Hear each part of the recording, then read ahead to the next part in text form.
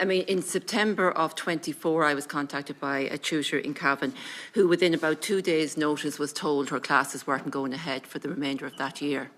And this, she was told, was based on funding, that the funding wasn't available. And when I spoke to her and asked her, was this happening across the board with other tutors, she didn't know really, because she said, we're also isolated, we all take our classes, we don't necessarily know other tutors. But it turned out it was.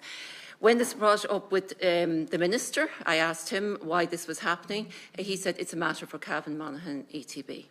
Now, I worked for Cavan Monaghan ETB as a secondary school teacher, and my salary and terms and conditions were the same as a teacher working in Loudmeath ETB or any other ETB. So the same situation should apply here, that the ETB were actually allowed just to cut all the classes, regardless of the needs of the students and the teacher's income, without award to anybody. I mean, it's outrageous. So I do support your call that this must be regularised across the board, that all ETBs must be treating this properly, and just that the status of adult education needs to be reviewed. And I'm proposing here that we as a committee write immediately to the Minister and to the Department and ask them to review this contract and to sit down with your organisation and with the unions involved and regularise it. It's pointless if you have a contract that does or can't be fulfilled. As you said, it was something that was negotiated, but was different to what was actually delivered on the ground. And I did raise that with the Minister as well about the problem with the contract, and that tutors were finding it very difficult. They were being forced into signing this, and his answer to me was, well, it was the unions agreed to it. And that was it. Very, very flippant, I thought. So I am proposing that we as a committee would go back to the Minister on that. Am I right in saying that you have to be registered with the Teaching Council? Or most of you are registered with the Teaching Council?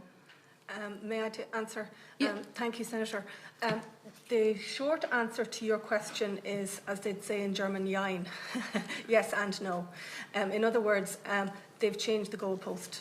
So I entered in the year 2000 or 2001 into this profession, and actually when I attended at head office, I won't name my ETB because I'm probably not allowed to do so, but when I attended at head office for interview, I was asked to produce my parchments of my degree, my original parchment for my degree and my master's from Trinity, and so I understood that I was coming into what I considered to be a teaching position. Granted, I was in my 20s at the time, so I was a little bit greener around the ears than I am now. So, however, the goalposts changed. I didn't actually realise.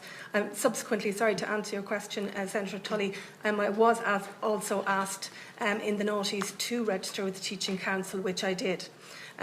Now, subsequently, the goalposts changed, and unbeknownst to myself, I didn't realise that for many of the programmes I'd be delivering, that I would not be classified as a teacher. So it would very much depend on the funding stream of the particular course that I was teaching. And that really continues to this day. The staff room that I teach in currently has a mixture of staff that deliver adult basic education, ABE, including English for speakers of other languages, Back to Education Initiative, Vocational Training and Opportunities Scheme. And we're all delivering the same QQI accredited and, of course, non-accredited programmes. Students have the flexibility to move between classes, to move between programmes, use the same facilities and the same staff. But the situation for staff is different. We are divided. So some of us in the same staff room are classified as teachers because the BTEI conversion brought them teacher status at that time. Unfortunately, I myself, unbeknownst to myself, all my BTI courses were taken from me prior to that conversion, and I had no idea that that was the calculated reason. So there are others like myself who are tutors, and then there are those who are new on the adult educator contract. So we're all performing the same teaching roles, but we are divided staff, and it has led to huge strife and discord in our workplace, to say the least. So the purpose of the contract was supposed to regularise the whole sector, and that we wouldn't have that where we have people on all sorts of... Exactly, Senator. And yet some of us have part teacher and part tutor contracts. So that would be unthinkable in any other educational The whole setting. thing sounds to me like it's not federalised, it's precarious, you know, and you don't have your proper pension or conditions of pay or anything like that. It's almost like the system is set up to fail. If I could, like it's set up to, yeah. I don't know. If I could elaborate on that, the white paper, the green paper of 1998 actually was very much on par with what was happening in adult education. By the time the white paper came in 2000, it had changed dramatically to an economic-driven model of adult education. And that's not the purpose of adult education. It's certainly one of the benefits, but it's not the sole purpose.